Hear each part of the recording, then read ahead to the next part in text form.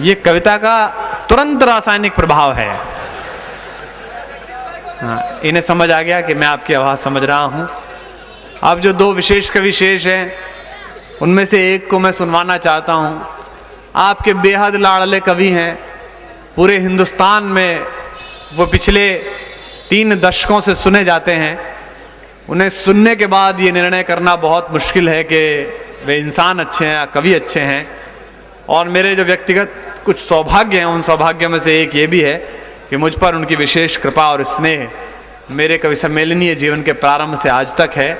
लेकिन जो हलचल है, जो हमारे को जीवा दोस्त अभी तक अन्ना दहलवी के भौतिक प्रभाव से मुक्त नहीं हो पाए हैं, दो को तो अब याद आई कि कहाँ जाके दिल को रोना है। हाँ, निकल जाओ। भले लोग हैं चरित्रवान जो पुरुष पुरुष के साथ जा रहा है। जाओ भैया, गति के साथ। ऐसे बिछड़े से बैठ गए, कहाँ आए थे कहाँ निकले। ये थोड़ी आपकी हलचल अब शांत हो गई। अब मैं इस स्थिति में हूं कि मैं आदरणीय जगदीश सोलंकी जी को निवेदन कर सकूं कि आप उन्हें सुने। आपकी तालियां बताती हैं कि आप उन्हें कितना प्रेम करते हैं। लेकिन अचानक मैंने महसूस किया है कि मौसम में कुछ सर्दी बढ़ गई है, थोड़ा सा जाड़ा बढ़ गया है। लेकिन आपसे इतनी बात कह दूं कि कहा जानी बैरागी ने कि तालियों की कोई जरूरत नहीं है, माल ओरिजिनल हो तो ताली बजी जाती है। ऐसा नहीं है, ये बात भी सही है। जैसा अब्दुल गफ्फार साहब ने कहा, तालियां केवल ये साहस हैं, सत्साहस हैं। दोस्तों, एक छोटी सी बात सुने। हमारे जितने मित्रों ने श्रम किया है, सुनील जी ने, हमारे चेयरमैन साहब जिन्होंने वाहन भेजा शामगढ़ मुझे लेने के लिए, और ठीक ठाक उनका व्यवहार रहा तो शायद वापस भी भेजेंगे। भाई क्या पता ये कहने लिया है अब तेरी तू जान। ये नगर पालिका के चेयरमैन बड़े ऊंची चीज होते हैं। हमारे यहाँ भी एक चेयरमैन साहब हैं, वो मेरे घर के सामने चेयरमैन साहब गधा मर गया। तो ये तो मुझे पता नहीं कि मेरी कविताएं कब सुनी उसने जो मर गया। तो मैंने चेयरमैन साहब को फोन किया, मैंने कहा यार वो गुप्ता जी मेरे घर के सामने गधा मर गया, जरा उठवा दीजिए। तो वो बोले कि आप ब्राह्मण आदमी हैं, अंतिम संस्कार तो आप ही कराएंगे। मैंने भी पलट के कह दिया, मैंने कहा अंतिम संस्कार तो करा दूंगा, पर मृतक के निकट संबंधियों को सूचना देना भी तो धर्म है। ये बड़ा खतरनाक मामला होता है चेयरमैन साहब का। तो मैं चाहता आपसे ये हूं दोस्तों कि आपकी दाद, क्योंकि एक फिल्म मैंने अभी देखी, मेरे एक दोस्त ने बड़ा मल्टीप्लेक्स बनाया, मोहित सिंह ने, शिप्रा माल गाजियाबाद में। तो मुझसे बोले कि डॉक्टर साहब इतनी बड़ी जगह बनाई, एक दिन आइए फैमिली को लेके। तो मैं एक फिल्म देखने चला गया, आपने भी देखी होगी, करण जौहर ने बनाई, कभी अलविदा ना कहना। 75 करोड़ रुपए इनकम टैक्स वालों को घोषित किया कि हमने 75 करोड़ खर्च करे। इसका मतलब 150 करोड़ खर्च करे होंगे, चलो 100 करोड़ मान लें। उसमें अमिताभ बच्चन से लेकर शाहरुख खान तक और काजोल से लेकर प्रीति जिंटा तक 1.5 साल अमेरिका में पड़े रहे 3000 लोग। ध्यान से सुनना मेरी बात। तब वो 3 घंटे की फिल्म बनी और मैंने देखा कि उन 200-300 लोगों में जो फिल्म देख रहे थे, लगभग 50-60 ऐसे थे जो फिल्म देखते देखते 1-2 बार बाहर चले गए थे, पॉपकॉर्न ले आए थे, कोई कोल्ड ड्रिंक्स पीने लगे थे, महिलाएं बच्चा लेकर बाहर चली गई थी। मेरा कहने का मतलब यह है, क्या आपने निवेश किया और क्या पाया। 100 करोड़ रुपए खर्च करके आपने 3 घंटे का ऐसा मनोरंजन बनाया जिसमें लोगों के उठने की हिम्मत हो गई।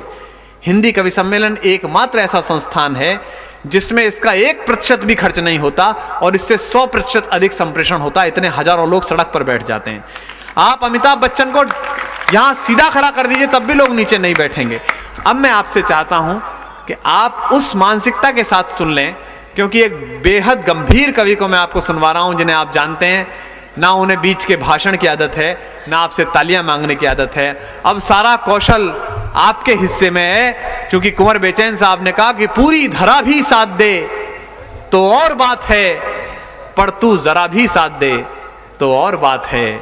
और चलने को एक पांव पर भी चल रहे हैं लोग। आपकी तालियां अगले मिसरे पर गूंज जाए अंतिम व्यक्ति तक। चलने को एक पांव पर भी चल रहे हैं लोग, पर दूसरा भी साथ दे तो और बात है। तो दूसरा भी साथ दे। जोरदार तालियों के साथ भाई जगदीश सोलंकी जी से निवेदन करिए कि वे कृपा पूर्वक कविता पढ़ें। पूरा सदन जोरदार तालियां बजाकर उनसे अनुरोध करें।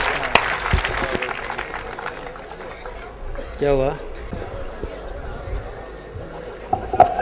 मैं मंच को और आप सभी को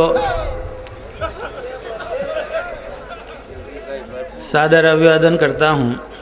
बहुत आया आपके नगर में कई दशक से आ रहा हूँ, बहुत लाड प्यार मिला है शहर के।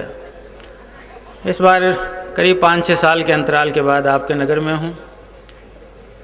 मैं शुरू करता हूँ जिस तरह की 4-4 पंक्तियों से सुनाता हूँ, सुनिएगा। थोड़ा चाय वाला, बैठ जाओ, सबने पी ली, बैठ जाओ। जिसकी सजा तू आज भुगत रहा है, तुझे सजा देने वाले वो गुनाह किए बैठे हैं। जिसकी सजा तू आज भुगत रहा है, तुझे सजा देने वाले वो गुनाह किए बैठे हैं। अपनी पैरवी के लिए जिनको खड़ा किया था, दुश्मनों के हाथों बिकर होंठ सिए बैठे हैं। अपनी पैरवी के लिए जिनको खड़ा किया था, दुश्मनों के हाथों बिकर होंठ सिए बैठे हैं। उनकी आवाज पे भरोसा कैसे कर लिया, वाह वाह वाह। उनकी आवाज पे भरोसा कैसे कर लिया, तुझको बनाने वाले खुद पिए बैठे हैं। उनकी आवाज पे भरोसा कैसे कर लिया, तुझको जगाने वाले खुद पिए बैठे हैं। अरे जख्म अपने भूल कर भी तो किसी को मत दिखाना, लोग यहाँ हाथों में नमक लिए बैठे हैं। जख्म अपने भूल कर भी तू, और ईश्वर करे आपकी जिंदगी में कभी कोई गम ना आए, लेकिन कभी आए तो मेरी इन 4 पंक्तियों को याद रखना। सुनिएगा, सुनाता हूँ मैं कि जिनका भरोसा एक बार उठ जाए, उनका नाम फिर भरोसे वाले 3 में ना रखना। वाह वाह वाह। और समझना अगली पंक्ति को, भरोसे वाले 3 में ना रखना। ऐसे कल पुरजे कभी भी जंग खा जाएं, जो सीने में धड़कती मशीन में ना रखना। क्या बात है भाई साहब। ऐसे कल पुरजे कभी भी जंग खा जाएं, जो सीने में धड़कती मशीन में ना रखना।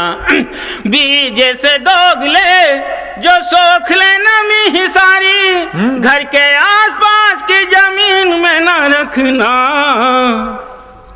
अरे सांप घर डसना भी छोड़ दे तो प्यारे इसे, भूल कर भी अपनी आस्तीन में ना रखना। सांप घर डसना भी छोड़